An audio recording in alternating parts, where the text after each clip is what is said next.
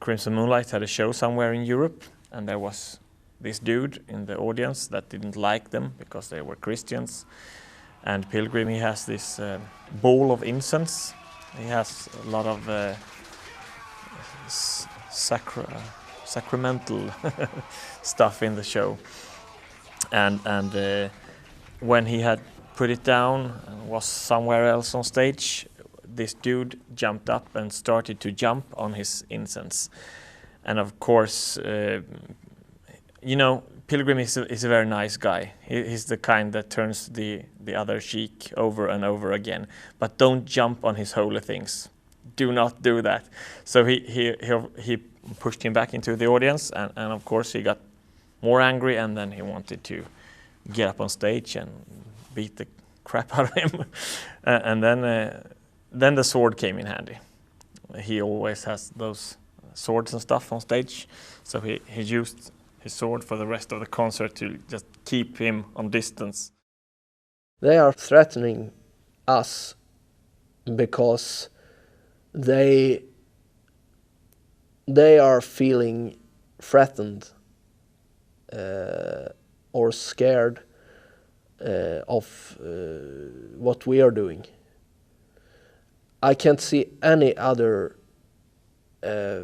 ground for these actions, because if they were not scared or threatened about Christian black metal, then they wouldn't care. Then they just would let it pass away. Why is it so important to be black metal, or to be on black, or not to be this and that? Why don't you just let us play our music? If you listen to the music and don't read the lyrics, you would probably call it black metal, even if you were into satanic black metal.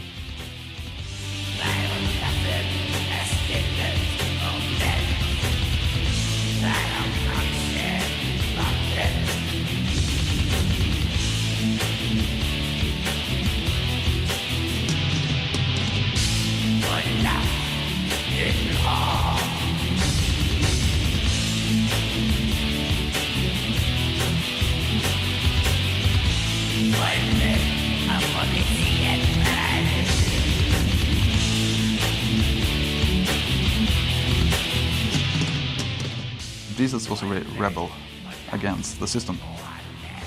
He was crucified for his opinion, and maybe it's a contradiction for some people, but for us it's the most natural thing in the world to play brutal music and with a brutal message. Some Christians, of course, are very skeptical, but mostly, and I say mostly nowadays, people are getting used to it, so to speak. One of the most vehement enemies or aggressive enemies of the Christian rock of any form is a guy in the US called Terry Watkins, and he writes a lot of stuff on the net about how evil rock music is. Christian rock music is, of course, just as evil as any rock music, because rock music is evil in itself. I don't know what to say about it. An 80 or 70 years old woman are claiming our music to be the devil's music or something like that. Maybe that's not happening actually very often. But if they should do it, or if they should call it maybe terrible music or dark music or whatever, I could understand it, and I had no problem at all with that.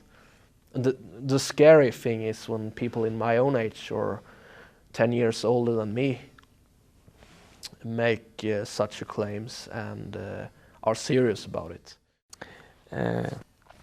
We have this Cornerstone Festival, like 45,000 people listening to a bunch of Christian bands. Moonlight has been there to play. It's everything from rock to really, really hard black metal. And there are like groups of Christians around the area with protesting, and of course nobody cares about that, but they are free to protest as much as they want to, of course. But there are still those that cannot accept it, but on the other side, they shouldn't have to.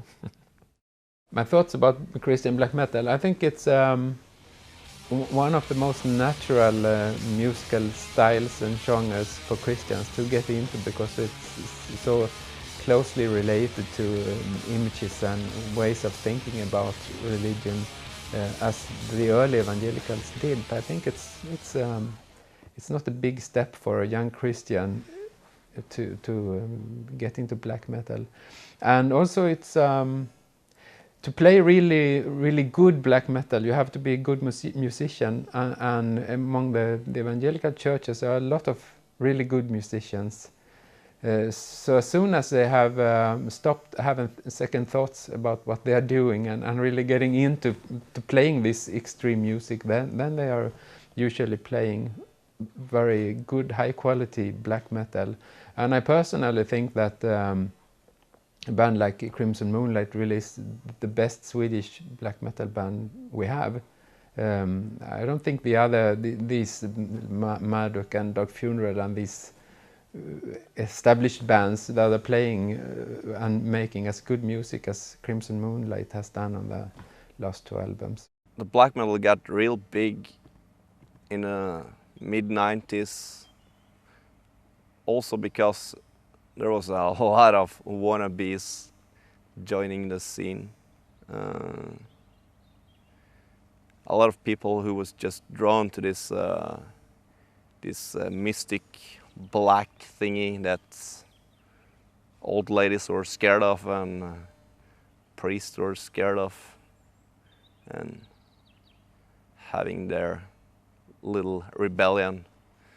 But all in all, when it comes to serious black metal, I think it's actually just a bunch of really dedicated musicians who really like this extreme expression.